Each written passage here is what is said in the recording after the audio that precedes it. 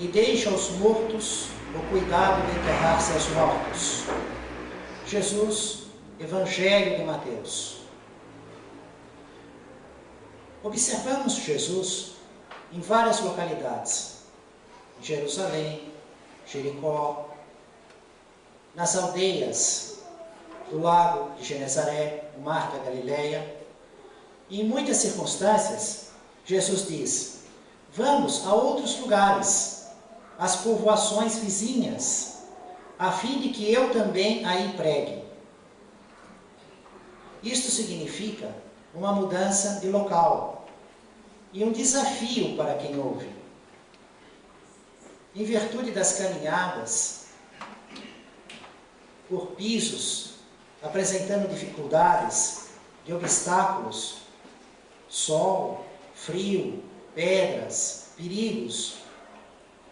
Além do mais, as pessoas teriam que deixar a sua residência, o seu conforto, a vida diária, os animais, os velhos, os doentes. Mas o que fazer?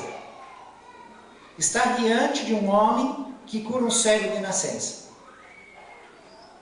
que multiplica pães e peixes, que transforma água em vinho, cura paralíticos, possui um magnetismo incomparável com qualquer outro homem que já tocou a terra.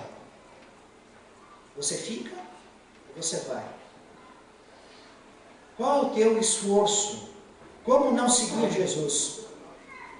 Hoje temos possibilidade de acompanhar certas pessoas, certas instituições, em virtude da tecnologia. Até na internet tenho seguido por X pessoas, seguindo, se publica, grava, a televisão facilita esta possibilidade de estar presenciando, mesmo à distância, o conteúdo material e espiritual que ocorre no mundo. No entanto, na época de Jesus, isto não era possível. Ou enfrentava o desafio físico para acompanhá-lo, ou não veria com os próprios olhos os seus poderes. No entanto, tudo que Jesus fala se utiliza de uma linguagem conhecida, das coisas simples, terrenas, mas na realidade a essência espiritual. Então, quando Jesus apresenta a condição da mudança, em que ele irá pregar em outras povoações vizinhas, para que conheçam também o Evangelho, que é uma realidade, a visão espiritual nos mostra que é aquele que seguir Jesus, estiver observando, ouvindo, compreendendo espiritualmente, esta pessoa estará fazendo uma mudança, mas não só de local, de nível de evolução espiritual. Então, seguir Jesus representava um deslocamento físico e uma evolução na hierarquia espiritual. Porque os conhecimentos que se obtém, observando seus atos, o pensamento, as palavras e as obras, os seus poderes, o único espírito puro que temos na Terra, perfeito, em condições de nos ensinar algo a respeito deste nível evolutivo dos espíritos. Porque em relação ao nível evolutivo dos homens, não é necessário. Estamos fartos, 7 bilhões encarnados, na vida de erros e acertos. Em relação aos espíritos que evoluem só no bem, os santos e anjos são raríssimos. E na condição de espírito puro, único. Então Jesus aproveita a circunstância do deslocamento material para ir às aldeias, passando para outra margem do lago, subindo a Jerusalém, descendo a Jericó, num dado lugar em que as anotações do Evangelho não especificam qual. Mas explica que haverá mudança. Jesus aproveita esse momento e em 3 oportunidades, 3 circunstâncias, 3 dramas, ele realiza o ensino com relação à mudança de nível espiritual, ao progresso do espírito, dando conselhos, fazendo advertências, realiza 3 colocações. A primeira, aproximou-se um escriba de Jesus.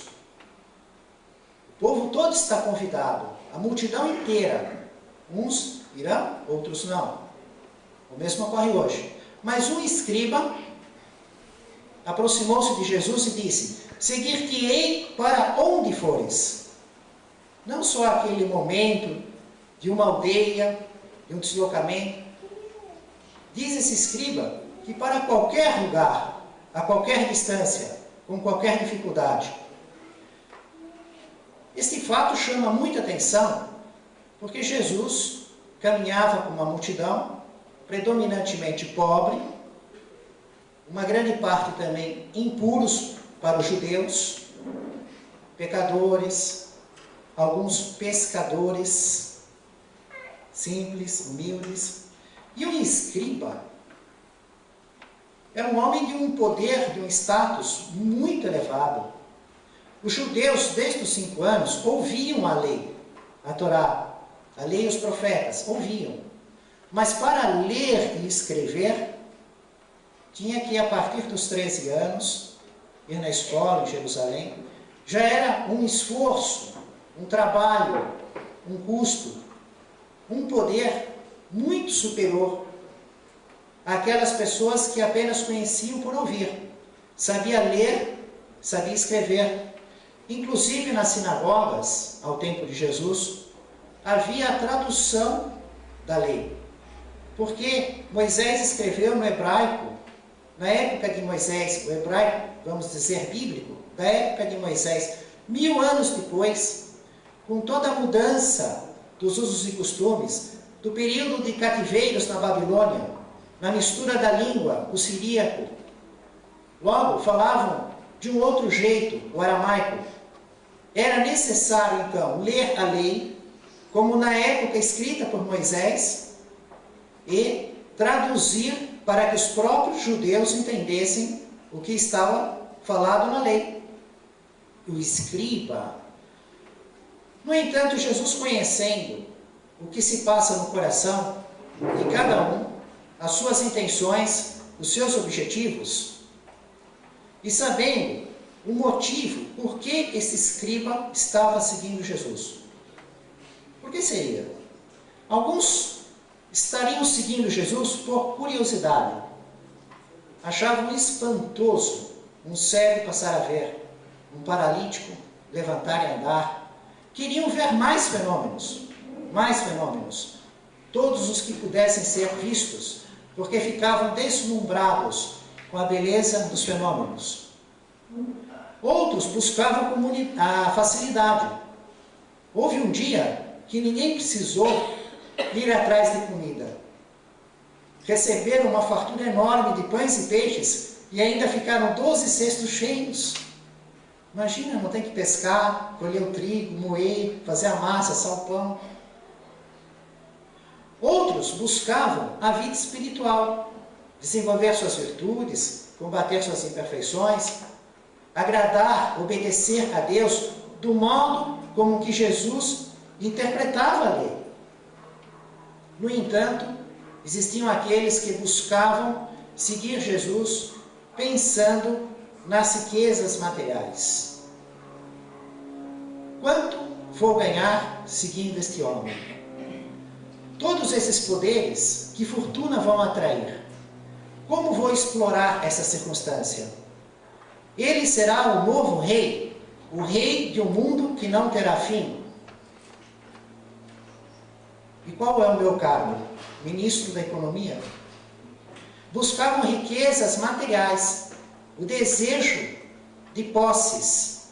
Ainda hoje, observamos essa circunstância, evidentemente, não seguindo a Jesus, às vezes mesmo até usando o nome de Jesus, mas entre nós, pessoas que se aproximam, são amigos, porque estão visando prestígio, vantagens, favores dos poderes políticos, econômicos.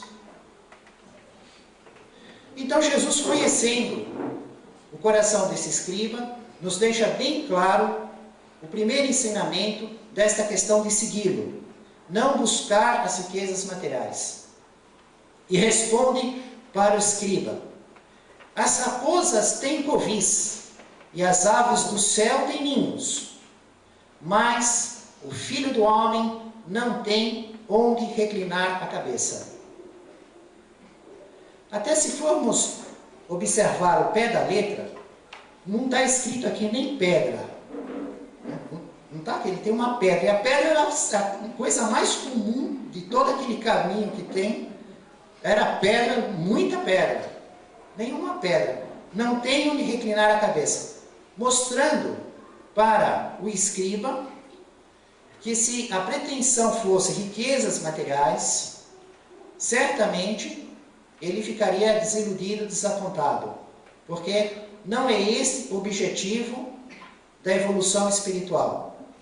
Isto não quer dizer que os espíritos não conheçam as nossas necessidades materiais e não trabalhem de acordo com a nossa necessidade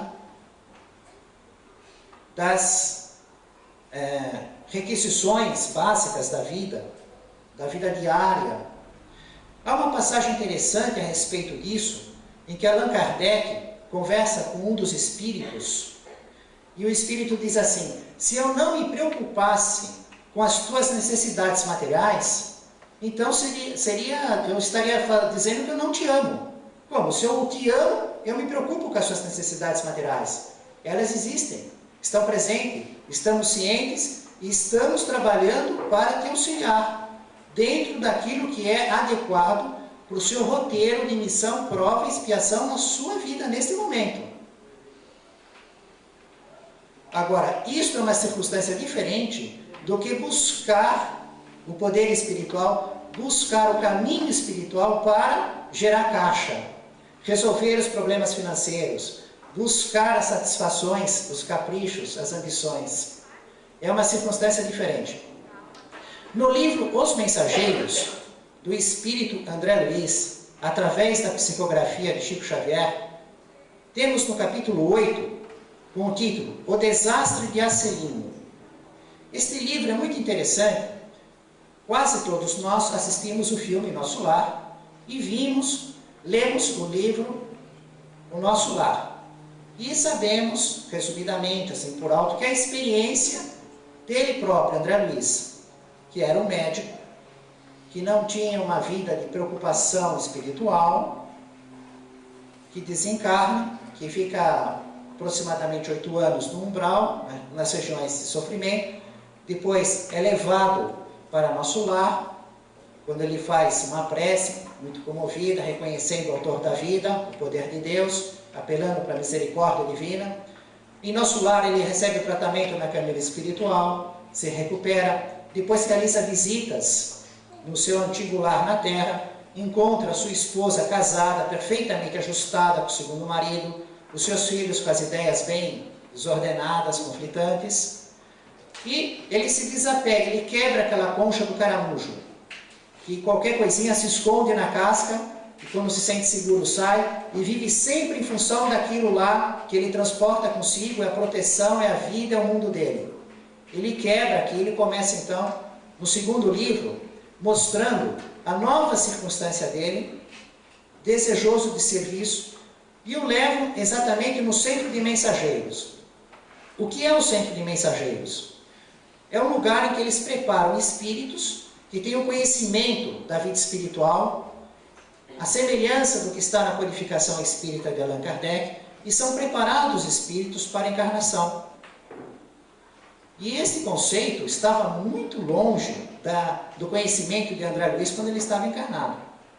E ele verifica nesse centro espíritos que foram preparados, vieram, estiveram na realidade do espiritismo cristão, em várias condições, e voltaram. E que nenhum realizou a sua vida de modo completo e satisfatório. Eles voltam, entre eles, nós, né? E entre nós eu de modo muito grave, né? Porque recebemos esse preparo, ninguém tem condição de vir aqui para fazer esse estudo, para estar no passe, para estar no público, para estar ouvindo, para estar na internet, né? Assim, veio do nada, do acaso. Isso demonstra já um trabalho espiritual na criatura, e já feito no mundo espiritual, um campo de sequência, mas voltam fracassados, ou completamente, ou em grande quantidade fracassados. E ele traz nesse capítulo 8 o caso de Acelino, que veio preparado, cuidadosamente preparado, mas que, apesar de contar com todo o apoio dos bons espíritos e todos os detalhes do programa, do plano espiritual, a parte dos espíritos todinha perfeita, ele, em vez de realizar a sua missão no espiritismo evangélico, ele usa dos fenômenos da sua mediunidade, de visão, audição e escrita, dos seus poderes, para criar rendas materiais. E aí, volta, depois de 11 anos de terríveis sofrimentos nas zonas inferiores, e amargando muita dor ainda, fazendo um estudo das suas quedas, mas consolado que novas oportunidades virão. Então, ao primeiro momento dessa questão da multidão que seguia Jesus, temos o escriba com a advertência: não buscar riquezas materiais. Logo em seguir, um outro buscou Jesus e disse: seguir-te-ei, Senhor, mas permite que eu vá primeiro despedir-me dos que estão em minha casa. Ele mostra aquele apego sentimental à casa que tem seus objetos, a sua vida diária, né? Aquela jeito de viver, como no meu caso, adoro ficar na praia, lendo os livros espíritas, lê, anda, depois o futebolzinho de quarta-feira, né? Então tem a família, são emoções, laços de emoções que temos com objetos, com pessoas, com práticas, e que Jesus, quando nos convida nessa mudança, inclusive de nível espiritual, vai haver uma transformação muito grande na nossa vida. Então, ele percebia isso. Ele sabia que ele, além de ter um deslocamento material e perder o seu conforto material, ele sentia dentro uma mudança que seria necessária. Aquelas coisas que a gente gosta do errado e não quer deixar. A pessoa conhece que tem o vício, sabe que tem imperfeição, sabe que aquilo está errado, mas gosta daquele erro e quer adiar, e não quer soltar. E ela quer ir ao mesmo tempo para os níveis superiores, ela quer subir de nível. A escada de Jacó, no Antigo Testamento, Jacó teve um sonho, viu uma escada da terra ao céu, com degraus indefiníveis, e viu anjos que subiam e desciam, Deus cuidando dos homens. Cada um está num ponto nessa escada, tem o seu próximo degrau.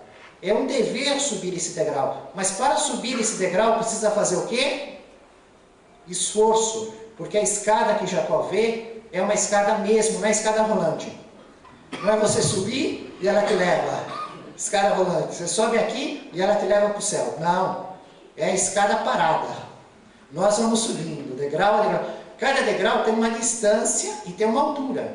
E você tem que levar seu peso naquela altura. Por isso que subir escada é cansativo. Tem a massa do corpo, tem a força da gravidade, você tem que vencer isso. Na Lua é mais fácil subir, tem menos gravidade, né? Então, requer um esforço. Tem que se despojar, largar as coisas. Saber esticar aquele elástico, né? Aquela coisa que você gosta tanto, que vão ter outras coisas que você vai gostar muito mais. Allan Kardec traz um comentário interessante a respeito de um jovem, bonito, rico, que havia morrido naquela época. E o pessoal lamentava: ai, coitado, puxa, como é que pode morrer assim? Por que não morre os velhos, doentes, que estão pobres? Põe logo um jovem bonito, forte, no flor da vida. O que ele deixou de curtir? E ficava enumerando as baladas, né, os Facebook e tudo. Ora, Kardec disse, o que é isso? Só vida material? E as circunstâncias da vida espiritual, se ele for um bom espírito? Aonde tem mais alegria? Na vida espiritual ou aqui? Como é o seu lazer aqui? Futebol, balada, shopping, praia, viagens. As viagens são fáceis?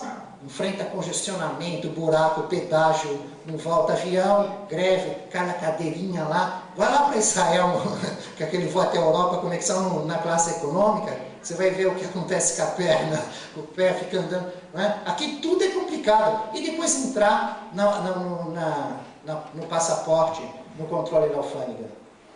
A mala da minha mãe passou uma vez, voltou, passou de lado, passou de frente, passou de quatro, desmontou tudo. Eles comprou isso aonde? Ah, pegou, e olha folha por folha. Ficou umas 3 horas lá, o grupo. Umas 7 ou 8 pessoas, uma dessas foi minha mãe, ficou 3 horas para eles deixarem entrar em Israel. Não estou criticando, isso é a necessidade que há no mundo, do jeito que vivemos, de segurança. Acho bom até que façam isso, né, que controle os aviões, é uma necessidade nossa. Mas a vida espiritual, para os bons espíritos, as alegrias que tem lá. Muitos imaginam que os espíritos vêm aqui e ficam só vendo os humanos e vêm. Não tem nada, não tem cenário, não tem instrumento, não tem sociedade, não tem aqui, não tem nada. É vir aqui e ficar vendo humano, indo para cá, para lá, né, dando palpite, defendendo os lugares. Então, tem que se despojar, conseguir subir o nível, não ficar apegado, com o pé colado no nível da escada que está. Jesus respondeu para este seguidor: quem empunha o arado e torna a olhar para trás, não é apto para o reino de Deus. Vejam o símbolo que Jesus se utiliza, o arado. Emmanuel nos traz, através da psicografia de Chico Xavier, no livro Pão Nosso, capítulo 3, o símbolo do arado. E nos faz refletir de quanto ensino espiritual Jesus colocou, escolhendo só o arado. Ele podia ter escolhido tantas coisas.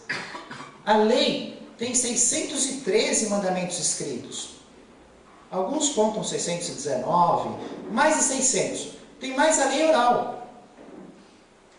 Os profetas. Jesus pega o arado, aquele objeto que todo mundo vê, sabe o que é, mas traz dentro dele, primeiro, um desconforto de um arado. Quanta gente hoje que diz assim, graças a Deus hoje tem essas máquinas, né? A pessoa fica lá na máquina, no trator, no equipamento, aperta o botão, ar-condicionado, ouvindo música, conforme o lugar até com sinal, e a máquina trabalhando na terra. Não é assim? Uma maravilha. Naquela época, imagina entrar no terreno como estava com arado. Um serviço cansativo, que causa aflição, que tem que ter cuidado, porque o arado pode também ferir. Mas o que faz o arado? Ele pega na terra e ele abre. Ele tem que ir para baixo, ele tem que puxar, tem que rasgar, né? Para oxigenar, para limpar. Porque se pôr a semente assim como jogar na terra de qualquer jeito, então o que faz o arado? Vai limpar o terreno e depois vai cortar a terra, vai preparar, vai revirar, aí vai pôr a semente, depois com a água, com o sol, com as chuvas, vai ter uma colheita enorme. Mas antes de vir a colheita, tem que ter esse trabalho cansativo, perigoso, que exige cuidado, que exige corte, que dá aflição, que é o arado. E ele disse então que é isso, né? Nós temos que arar a terra do nosso coração. Tem que olhar para o pai, olhar para a mãe, olhar para o irmão, para o colega de trabalho, para o vizinho do condomínio, para o sócio, para todas as pessoas que vivem conosco, olhar para os espíritos que não estamos vendo com os olhos carnais, mas podemos imaginá-los com os nossos pensamentos. Que tipo de espírito é a minha família espiritual? Será que é mesmo a família espiritual de Jesus que a gente sempre ouve quando chega aqui? Aqueles espíritos que estão desejando o progresso moral? Ou será que a minha família espiritual são dos espíritos vampiros? Temos que pensar neles, né? E aí o arado. limpar o terreno, jogar o lixo, rasgar, porque vai ter um trabalho de aflição, vai ser corte, vai ser trabalho. Então, realmente, nessa segunda circunstância, Jesus diz que tem que ser firme, querer mesmo, sair desse degrau, ir para o próximo degrau da escada evolutiva, mudar de nível. Quem olha para trás, quem fica querendo ficar no nível que está, quem não está disposto a deixar o nível de compreensão, não é digno para o reino de Deus. E no terceiro momento, há uma circunstância diferente, porque não é nenhum seguidor que vai até Jesus. É Jesus que vai a um seguidor. É diferente. Os outros dois, Jesus estava com a multidão, falando de mudança de local, se aproveita para ensinar a mudança de nível espiritual, e recebe a aproximação. Neste caso, o indivíduo é tão acomodado, é tão indiferente, adia tanta evolução, que ele nem sai do lugar. Precisa que Jesus vá até ele. Jesus vai até ele e diz assim: segue-me. Imagina Jesus chegando em nós, olhando para nós nos nossos olhos, depois de ter feito uma cura, mostrado o seu poder e dizendo: segue-me. O que temos que fazer? O que podemos fazer? Como é que vamos reagir a isso? A pessoa disse assim: Senhor, permite-me ir primeiro enterrar meu pai. Jesus olhou para os olhos deles e disse: segue-me. Foi até ele e disse isso. E ele disse: primeiro eu preciso enterrar meu pai. É necessário entender que não tinha nenhum morto, nem o pai dele estava na iminência da morte. Enterrar o pai era um termo que eles usavam, que significava cumprir o mandamento honrar pai e mãe. Porque naquela época não tinha os benefícios que temos hoje da aposentadoria, das rendas. Tem pai que não precisa nada dos filhos, né? Ele que financia os filhos, ele que sustenta os filhos pelo sistema econômico.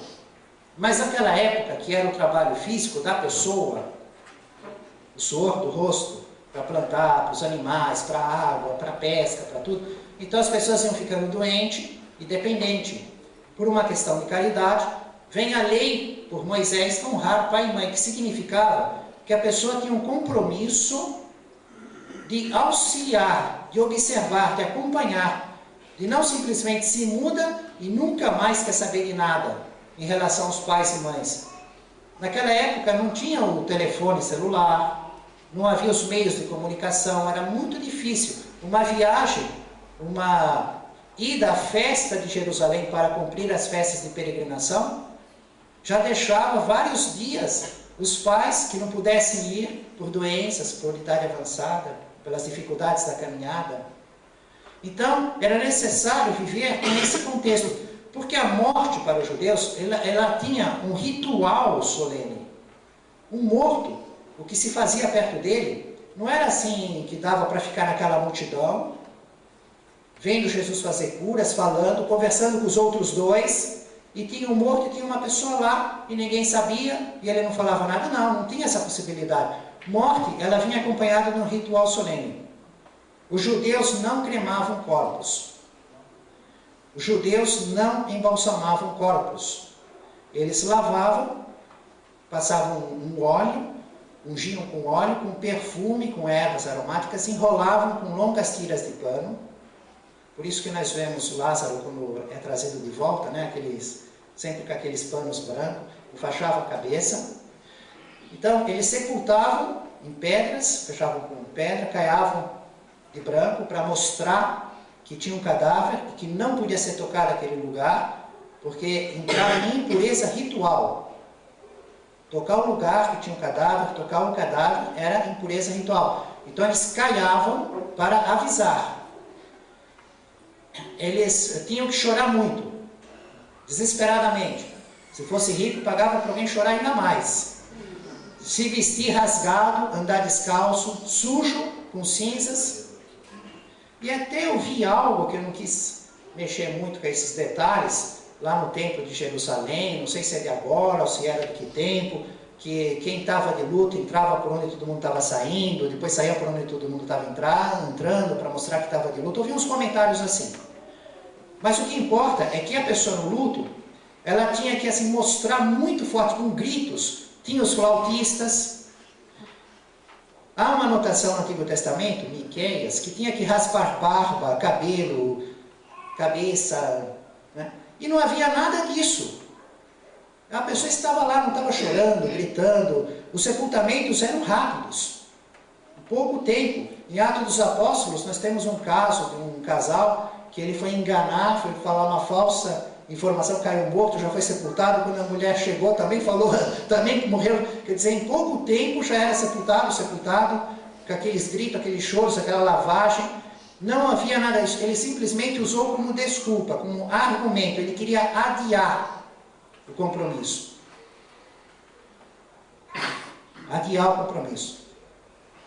O que muita gente, quase o planeta inteiro ainda faz. Temos o dever e o compromisso de evoluir espiritualmente, mas fazemos o quê? De modo geral, a humanidade faz o quê? Adia o compromisso. Eu vou trabalhar depois do curso, semana que vem, quando me formar, quando me aposentar, agora tenho meu neto, agora tenho minha mãe. Jesus traz o convite. Esses nossos estudos é um convite. Jesus está dizendo para nós, segue. Para quem está vendo na internet, em todos os círculos de compreensões do Evangelho, não só no Espiritismo cristão. Em todo o planeta que recebe a imagem e compara a moral e incomparável. Moisés matou um homem. Buda errou para aprender. Os poderes de Jesus são incomparáveis. Todos eles são mensageiros. E cada um dentro do seu nível de compreensão, Jesus convida, segue-me. E uma grande quantidade de irmãos respondem, deixa primeiro enterrar meu pai. Adiam o compromisso. Inventam motivos. Então Jesus diz, deixa que os mortos enterrem seus mortos, tu, porém, vai e anuncia o reino de Deus. E o próprio Jesus? Se não temos a figura de José, porque aparece no início, e não temos mais anotações, Mateus, Marcos, Lucas e João, e fica aquela pergunta. No entanto, com Maria de Nazaré está ao pé da cruz. Jesus não tinha que enterrar sua mãe?